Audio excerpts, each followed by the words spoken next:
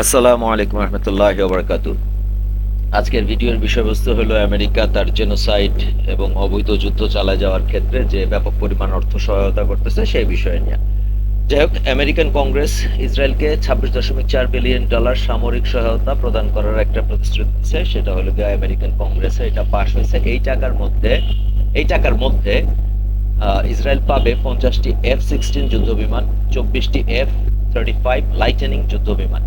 অর্থাৎ যে পরিমাণ টাকা তাদেরকে আমেরিকা দিচ্ছে 26.4 বিলিয়ন ডলার, এর মধ্যে তারা এই জিনিসগুলা পাবে এবং এর সাথে তারা আরো পাবে অত্যাধুনিক KC-46 পেগাসাস নামে রিফুয়েলিং যুদ্ধবিমান। অর্থাৎ তাদের যুদ্ধবিমানগুলি তারা আকাশে যেন রিফুয়েল করতে পারে বা তেল নিতে পারে, মাটিতে নেমে তেল নিতে না হয়, আকাশে যেন তেল নিতে পারে, এই ধরনের যুদ্ধবিমান পাবে। এগুলো খুব অ্যাডভান্স।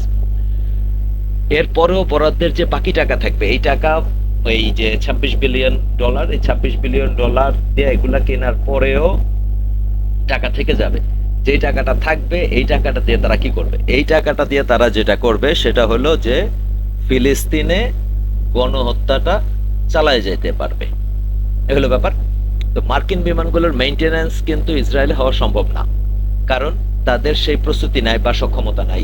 এই যে বিমানগুলি ইসরায়েল নিবে আমেরিকার থেকে, এগুলার মেনটেন করার ক্ষমতা ইসরায়েলের নাই। ফলে মেনটেনেন্সের জন্য এগুলারে পৃথিবীর বিভিন্ন দেশে পাঠাইতে হবে, যে দেশগুলোতে এগুলার আসলে চিকিৎসা হয় অথবা মেনটেন করা যায়। তো এটা হলো কি অনেক সময় সাপেক্ষ ব্যাপার হবে, আবার অনেক ব্যয়বহুল ব্যাপার হবে। অন্যদিকে ইরান রাশিয়ার কাছ থেকে দীর্ঘদিন থেকেই সুখোই 35 বিমান কেনার চেষ্টা করতেছিল এবং তাদের মধ্যে একটা ডিল হচ্ছিল, কিন্তু এই ডিলটা থেমেছিল। মানে থেমেছিল বলতে যে ডেলিভারিটা হচ্ছিল না, কিন্তু চুক্তিটা মোটামুটি পাকাপোক্ত ছিল। এখন যখন আমেরিকা ইসরায়েলকে এই যে তাদের প্রোডাক্টগুলি দিচ্ছে, তখন রাশিয়া আর ইরানের মধ্যেকার যে চুক্তি, এইটা একটু ত্বরান্বিত হবে বলে আশা করা যায়। তো এটার সাথে কি পাবে ইরান? প্রায় 24টার মতো সুখোই 35 বা 35 বিমান পাবে এবং এমআই অ্যাটাক হেলিকপ্টার পাবে 24টার মতো। এখন এই যে সুখোই 35 বিমান আছে, এই সুখোই 35 বিমানের রেঞ্জ হইলো, এরা যদি একবার তেল নেয় 3600 কিলোমিটার পর্যন্ত একটানা উঠতে পারবে, আর এটা রিফুয়েল না করে। তো এটা যদি হয় অবস্থা, ইরান থেকে ইসরায়েলের দূরত্ব মাত্র 1500 কিলোমিটার, তাহলে অবলীলায় ইসরায়েলের যে কোনো স্থাপনায় হামলা করা এটা ফেরত আসতে পারবে ইরানে রিফুয়েলিং করা ছাড়াই। এ হলো ব্যাপার। এর মানে হলো ইসরায়েলের সাথে যুদ্ধ করতে ওর রিফুয়েলিং করার কোনো দরকার পড়বে না। আর এই সুখোই 35 বিমানগুলির যে গতি, এর গতি সাংঘাতিক উচ্চ গতি। ম্যাক 2.6 এর মতো, প্রায় শব্দের চেয়ে 2.5 গুণ বেশি জোরে যেতে পারে। অন্যদিকে ইসরায়েলের যে যুদ্ধ বিমানগুলি আছে, বা যেটা F-35 যেটা নেওয়ার কথা আমেরিকার কাছ থেকে, এগুলি হলো শব্দের চেয়ে সামান্য একটু বেশি জোরে যেতে পারে, লাইক 1.6 ম্যাক বা 1.4 ম্যাক। আমার স্পষ্ট খেয়াল আসতেছে না, 4 ম্যাক, মানে এই গতিতে এরা চলতে পারবে। ইরানের আরেকটা অ্যাডভান্টেজ আছে।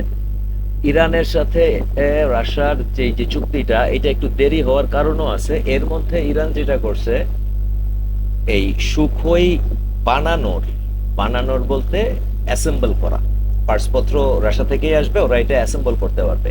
এবং রাশিয়া তার যে এই বিমান বানানোর যে প্রযুক্তি আছে, বিমান বানানোর প্রযুক্তিটাও তাদের সাথে শেয়ার করছে। তো এর ফলে যেটা হবে, ও ওর নিজের বিমান নিজে মেনটেন করতে পারবে, ওর অন্য কোনো দেশে পাঠাইতে হবে না। ফলে ওর সময়ও কম লাগবে আবার অপারেশনে ফিরে আনতে বিমানগুলি, এবং ব্যয়টাও কম হবে। এদিক থেকেও ইসরায়েলের কাছ থেকে ইরানের অ্যাডভান্টেজটা একটু বেশি। আর F-35 যে বিমানগুলি আমেরিকান, এগুলা একবার তেল নিলে 1239 কিলোমিটার অ্যাপ্রক্সিমেটলি একটানা উঠতে পারে, এরপরে তারা আবার রিফুয়েল করতে হয়। তার মানে হলো ইসরায়েল থেকে এই বিমান একবার উড়াইয়া ইরানে আক্রমণ করে আবার ইসরায়েলে ফেরত যাওয়া সম্ভব না, যদি না মাঝখানে যে বেঈমান মুসলিম দেশগুলি আছে তারা তাদের ল্যান্ড তাদের সাথে শেয়ার করে, অথবা ওই যে তারা যে রিফুয়েলিং বোয়িং জেট কিনছে একটা, কেসি পেগাসাস, এইটা দিয়ে তারা রিফুয়েল করতে হবে। এইটাও মানে ঝক্কি ঝামেলা সাপেক্ষ। তো পরিস্থিতি অনুযায়ী দেখা যাচ্ছে যে ইরান মোটামুটি এই বিমান ট্রেডের ক্ষেত্রে কিছুটা সুবিধাজনক অবস্থানে আছে ইসরায়েলের চেয়ে। দেখা যাক কি হয়। ধন্যবাদ সাথে থাকার জন্য।